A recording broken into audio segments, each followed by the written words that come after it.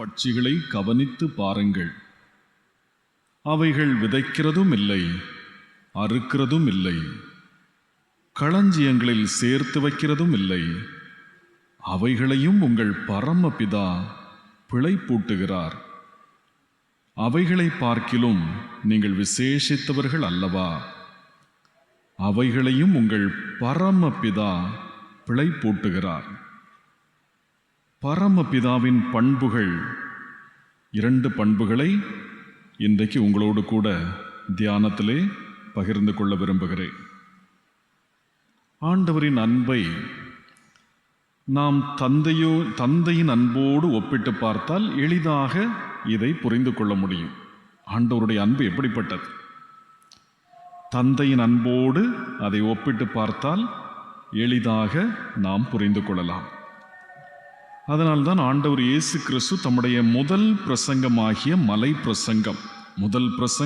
பிரசங்கம் மத்தேயு 5ஆம் அதிகாரத்திலே அது ஆரம்பிக்கின்றது. அந்த மலை பிரசங்கத்திற்கு பிறகு பரமபிதாவை குறித்து மக்களுக்கு பிரசங்கிக்கிறார். குறிப்பாக இந்த 6ஆம் அதிகாரத்திலே, இந்த பிந்தின பகுதியிலே பரமபிதாவை குறித்து அவர் பிரசங்கிக்கிறார். அம்மா ஊரிலே இல்லாவிட்டால் பிள்ளைகள் அம்மாவின் அன்பை அதிகமாக நினைத்து பார்ப்பார்கள்.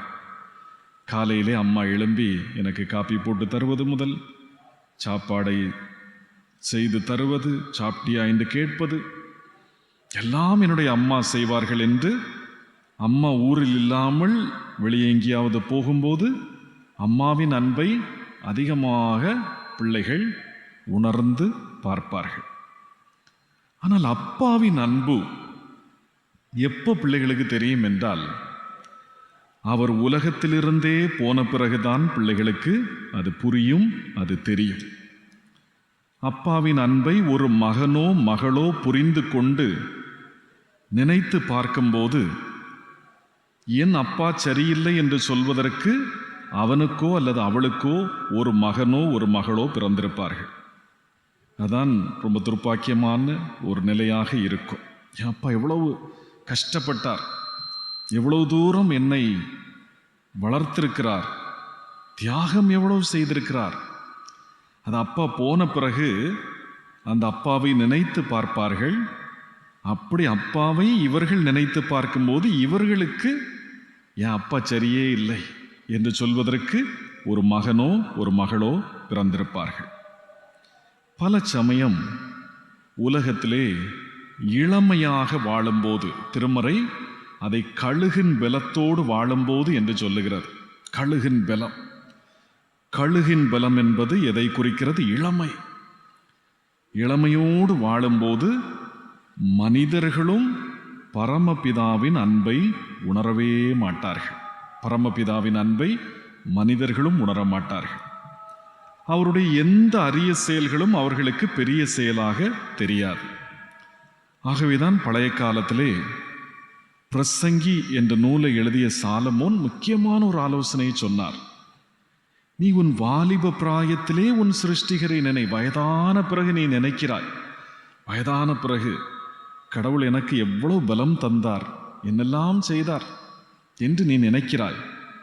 ஆனால் வாலிப பிராயம், கழுகின் பலத்தோடு நீ இருக்கும்போது உன் சிருஷ்டிகரை நீ நினைக்கவே இல்லையே. நாம் இளமையாக வளமையாக வாழும் காலத்திலே நாம் பெற்று அனுபவிக்கிற பல நன்மைகளும் பரமபிதாவின் கிருபையினால் என்பதை நாம் உணர்வதே இல்லை. ஆகவே இன்றைக்கு பரமபிதாவின் 2 பெரிய அரிய செயல்களை திருமறையின் அடிப்படையிலே நாம் தியானிக்க இருக்கிறோம். முதலாவது, பரமபிதா பிழைப்பூட்டுகிறார். மத்தேயு 6:26 நான் திரும்பவும் வாசிக்கின்றேன். ஆகாயத்து பட்சிகளை கவனித்து பாருங்கள். அவைகள் விதைக்கிறதும் இல்லை, அறுக்கிறதும் இல்லை, களஞ்சியங்களில் சேர்த்து வைக்கிறதும் இல்லை. அவைகளையும் உங்கள் பரமபிதா பிழைப்பூட்டுகிறார். அவைகளை பார்க்கிலும் நீங்கள் விசேஷித்தவர்கள் அல்லவா? ஆண்டவர் இயேசு கிறிஸ்து பரமபிதாவின் அன்பை புரிந்து கொள்ள நம்மை ஒரு ஒப்பீட்டிற்கு அழைத்து செல்லுகிறார், ஒரு கம்பேரிசனுக்கு அழைத்து செல்லுகிறார். என்ன கம்பேரிசன்? ஆகாயத்து பறவைகள், மனிதர்கள் என்கிற ஒரு ஒப்பீடு. ஆகாயத்து பறவைகள், மனிதர்கள் என்கிற ஒரு ஒப்பீடு. ஆகாயத்து பறவைகளுக்கு பரமபிதா அவைகள் எதையும் விதைக்காமலேயே, அறுக்காமலேயே, களஞ்சியங்களில் சேர்த்து வைக்காமலேயே உணவு வழங்கி விடுகிறார். நாமே அதை பார்த்திருப்போம். எப்படியாவது அந்த பறவைகள் பறந்து வரும்போது எங்கேயாவது கொஞ்சம் சோறு கிடக்கும், கொஞ்சம் தானியங்கள் கிடக்கும். அதை வைத்து அது சாப்பிட்டு அந்த நாளை முடித்து கொள்ளும். எதையும் விதைக்காமல், எதையும் அறுக்காமல், எதையும் சேர்த்து வைக்காமலேயே தினந்தோறும் அவைகளுக்கு உணவு கிடைக்கிறது. ஒரு எறும்பு என்றால் அது சேர்த்து வைக்கும். ஆனால் அந்த பறவைகள் அப்படி அல்ல. அவைகள் தினந்தோறும் கர்த்தரால் போஷிக்கப்படுகிறது. ஆனால் மனிதருக்கு பரமபிதா இப்படி உணவு வழங்கவில்லை. மனிதன் உணவை பெற வேண்டுமானால் என்ன செய்ய வேண்டும்? அவன் விதைக்க வேண்டும், கதிர்களை அறுக்க வேண்டும், களஞ்சியங்களிலே சேர்த்து வைக்க வேண்டும். ஆகவே மனிதருக்குள்ளே இயல்பாகவே எழுகின்ற ஒரு எண்ணம் என்ன தெரியுமா? என் பிழைப்புக்கு நான் தானே உழைக்கிறேன், என் பிழைப்புக்கு நான் தானே உழைக்கிறேன், நான் உழைத்து நான் சாப்பிடுகிறேன். இதில் பரமபிதா எனக்கு என்ன செய்கிறார்? கடவுள் எனக்கு என்ன செய்கிறார்? பரமபிதா எனக்கு என்ன செய்கிறார்? பல மனிதர்கள் பரமபிதாவை தேடாமலும் தொழுது கொள்ளாமலும் இருக்க காரணம் என்ன தெரியுமா? நான் உழைக்கிறேன், நான் சாப்பிடுகிறேன் என்கிற அந்த மனநிலை. நான் பிழைக்கிறேன், ஏன் நான் பிழைக்க வேண்டும் என்றால் நான் உழைக்க வேண்டும். அந்த மனநிலை மனிதரிடத்திலே இருக்கிறது. ஆனால் ஒன்றை மட்டும் எல்லாரும் மறந்து போகிறார்கள். அது என்ன தெரியுமா? நாம் உழைக்க தொடங்காத குழந்தை பருவத்திலே நமக்கு பெற்றோரை தந்து, நமக்கு சுகத்தை தந்து, நம்மை பிழைப்பூட்டியவர் யார்? அதை எல்லா மனிதர்களும் மறந்து போகிறார்கள்.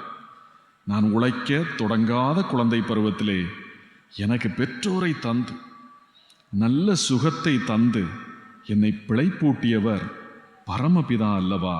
அதை மறந்து இப்படியெல்லாம் நடந்து கொள்வார்கள். ஆகவே ஆண்டவர் அந்த கம்பேரிசன்ல சொல்லுகிறார், நீங்க ஆகாயத்து பறவையோடு உங்களை ஒப்பிட்டு பாருங்கப்பா.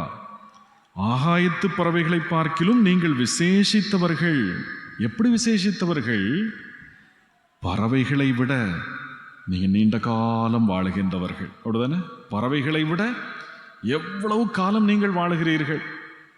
பறவைகளுக்கு நான் தினந்தோறும் உணவு கொடுக்கிறேன், வாஸ்தவம்தான்.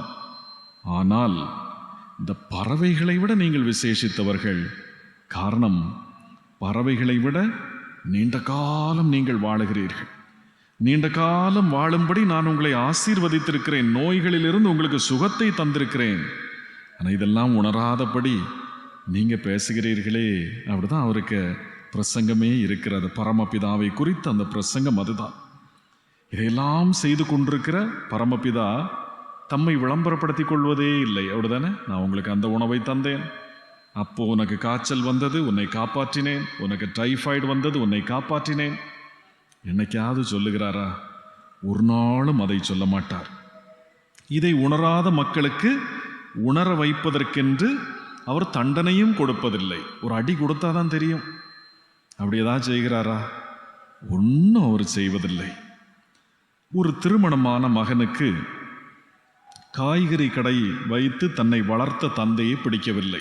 அந்த தந்தை ஒரு காய்கறி கடையை வைத்து அந்த பையனை வளர்த்து வந்தார். இந்த பையனுக்கு தகப்பனாரை பிடிக்கவே செய்யாது.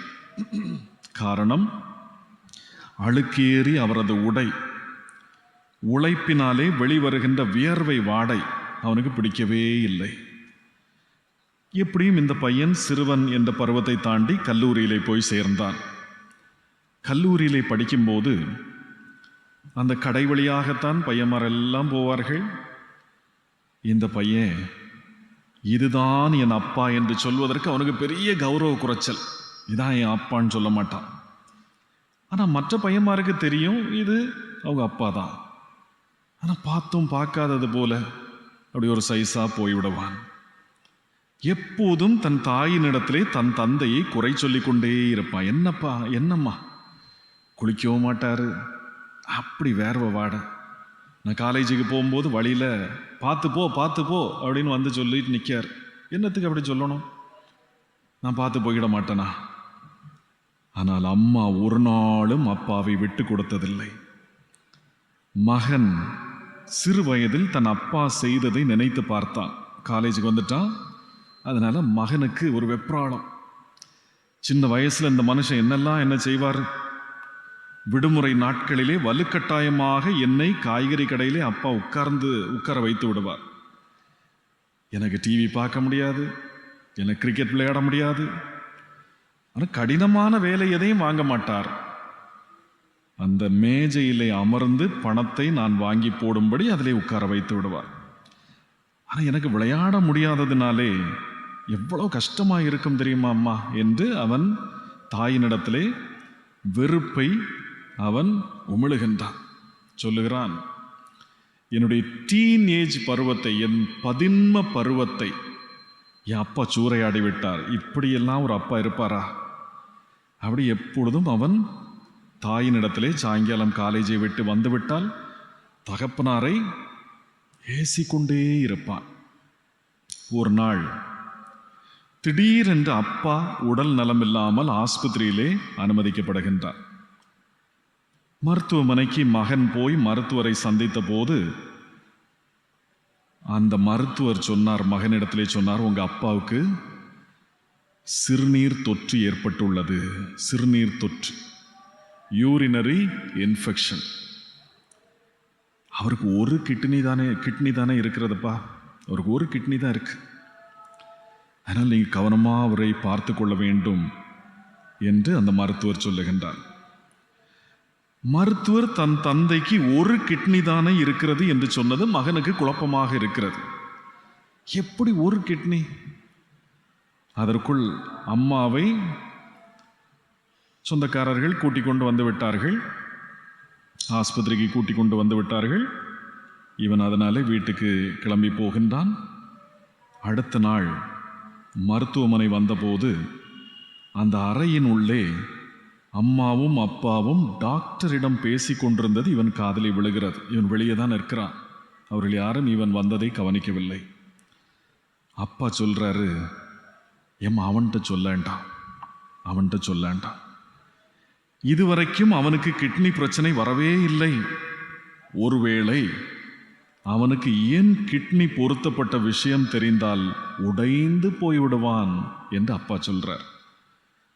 குறுக்கிட்ட அம்மா சொல்றாங்க, இல்லைங்க, உங்க மேல அவனுக்கு வர பாசமே இல்லாமல் போகிறது. நீங்க எவ்வளவு பாசம் வைத்திருக்கிறீர்கள், இப்பவாது அந்த பையனுக்கு தெரியட்டும். ஒத்த கிட்னியை அவனுக்கு கொடுத்து விட்டு நீங்க படுற பாடு எனக்கு தானே தெரியும். அவன் உயிரோடு இருக்கதே உங்களால தானே.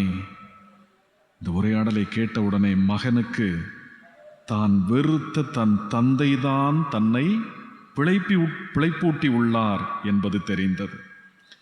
தந்தை போலதான் பரமபிதாவும் எப்படியெல்லாம் பிழைப்பூட்டுகிறார், என்னெல்லாம் அவர் செய்கிறார். ஆனால் நாம் அதையெல்லாம் உணர்ந்து கொள்வதே இல்லை. ஆகவே இந்த ஆகாயத்து பட்சிகளையும் மனிதர்களையும் ஒப்பிட்டு கடவுள் ஒரு பெரிய உபதேசத்தை சொன்னார். நான் பரமபிதா, உங்களை பிழைப்பூட்டுகிறேன். இரண்டாவது, பரமபிதாவின் செயல்பாடு என்ன? பரமபிதா நம் தேவைகளை அறிந்திருக்கிறார். மத்தேயு 6:31-32 நாம் அந்த வசனத்தை இப்படி வாசிக்கிறோம். ஆகையால் என்னத்தை உண்போம், என்னத்தை குடிப்போம், என்னத்தை உடுப்போம் என்று கவலைப்படாதிருங்கள். இவைகளையெல்லாம் அஞ்ஞானிகள் நாடி தேடுகிறார்கள். இவைகளெல்லாம் உங்களுக்கு வேண்டியவைகள் என்று உங்கள் பரமபிதா அறிந்திருக்கிறார். பரமபிதாவுக்கும் உலக தந்தைக்கும் இடையிலான ஒரு பெரிய வேறுபாடை ஆண்டவர் இங்கே கூறுகிறார். ஒரு பெரிய வேறுபாடு இருக்கிறது. உலக பிரகாரமான தகப்பனிடத்திலே அப்பா எனக்கு இது தேவை என அத்தியாவசியங்களை கேட்டுதான் பெற வேண்டும்.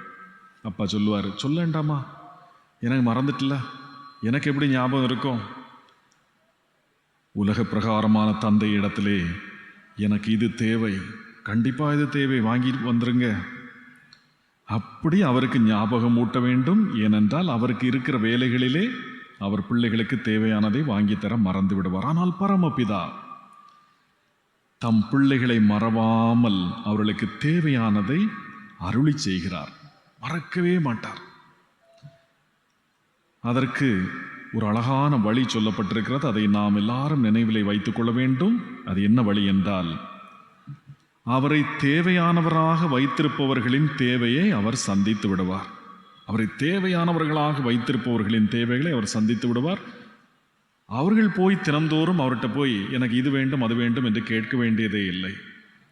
அந்த வித்தியாசத்தை தான் ஆண்டவர் இங்கே சொல்ல வருகிறார். என்னை தேவையானவராக நீங்கள் வைத்திருந்தால் நானே உங்களுடைய தேவையெல்லாம் கொடுத்து விடுவேன். 33ஆம் வசனத்திலே பாருங்கள், முதலாவது தேவனுடைய ராஜ்யத்தையும் அவருடைய நீதியையும் தேடுங்கள், அப்பொழுது இவைகளெல்லாம் உங்களுக்கு கூட கொடுக்கப்படும். என்ன தேவையா நீ வை, என்ன தேடு, என்ன தேடிக்கிட்டே இரு, உன்னுடைய தேட்டத்தை நான் தந்து விடுவேன், உன்னுடைய தேட்டத்தை நான் தந்து விடுவேன். ஒரு சமயம் தந்தை ஒருவர் தன் மகனிடத்திலே வீட்டின் பின்புறத்தில் உள்ள ஒரு பெரிய கல்லை நகர்த்தி வேறு ஒரு இடத்திலே போடுமாறு சொன்னார்.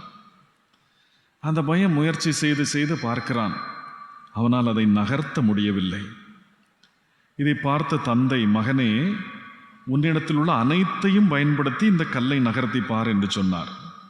உடனே அவனும் சரி என்று சொல்லிவிட்டு வீட்டில் உள்ள அந்த கடப்பாரை, அந்த நெம்புகோல் இதெல்லாம் வச்சு அவன் ட்ரை பண்ணுறான். ஆனால் அவனால் நகர்த்த முடியவில்லை.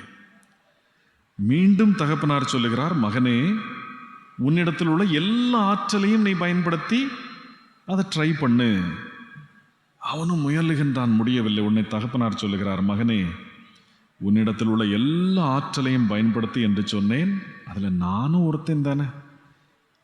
ஒருத்தன் தானே, நீ என்னை ஏன் பயன்படுத்தவில்லை? நீ என்னை கூப்பிட்டிருந்தால் நானும் வந்திருப்பேனே. ஆண்டவரும் அப்படி ஒரு அன்புள்ளவர். என்னை கூப்பிட்டிருந்தா நான் வந்திருப்பேனே. பல சமயங்களிலே பிரச்சனைகள் வரும்போது, சோர்வுகள் வரும்போது என்ன செய்வது? அப்படியே நாம் இருந்து விடுவோம். ஆனால் அவர் சொல்லுகிறார், என்னையும் நீ பயன்படுத்திக்கொள். அப்படிதானே? என்னையும் நீ பயன்படுத்திக்கொள். ஆகவே இந்த மாலை வேளையிலே பரமபிதாவின் 2 பண்புகளை நாம் தெரிந்து கொண்டோம். பரமபிதா பிழைப்பூட்டுகிறவர். பரமபிதா நம் தேவைகள் இன்னது என்று அறிந்திருக்கிறவர். அவருடைய அன்பிற்கு முன்னால் நாம் அன்பிலே குறைவுள்ளவர்கள் என்பதை உணர்ந்து அவருக்கு முன்பாக நம்மை தாழ்த்துவோம். ஞான பாடலிலே 12வது